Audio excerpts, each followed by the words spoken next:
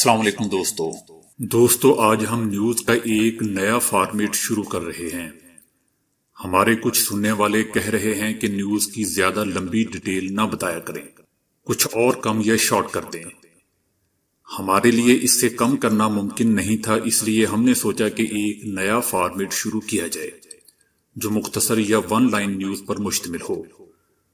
اگر آپ کو پسند آئے تو لائک کا بٹن دبائیے تاکہ ہمیں پتہ چل سکے کہ ہماری محنت ضائع تو نہیں گئی، کیونکہ ایک دن میں 2 ویڈیو فائل بنانا کافی مشکل کام ہے۔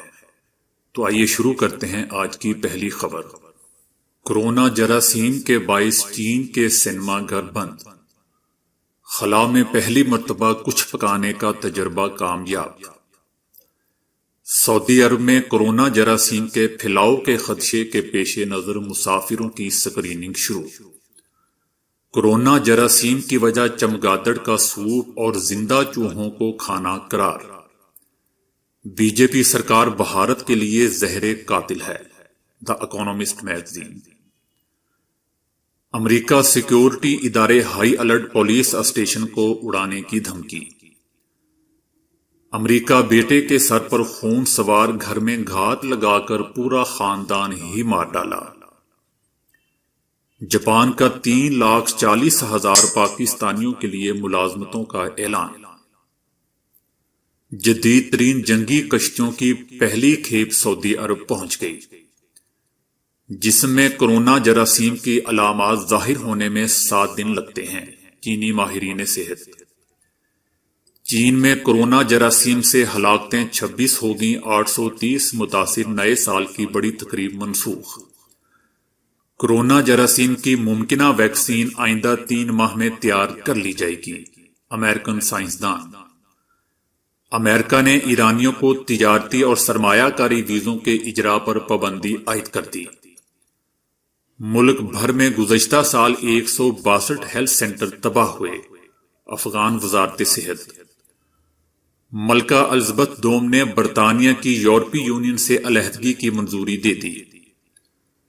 بھارتی سپریم کورٹ میں مقبوضہ وادی کو 2 وفاقی یونٹس میں تقسیم کرنے کے خلاف آئینی درخواستوں پر فیصلہ محفوظ۔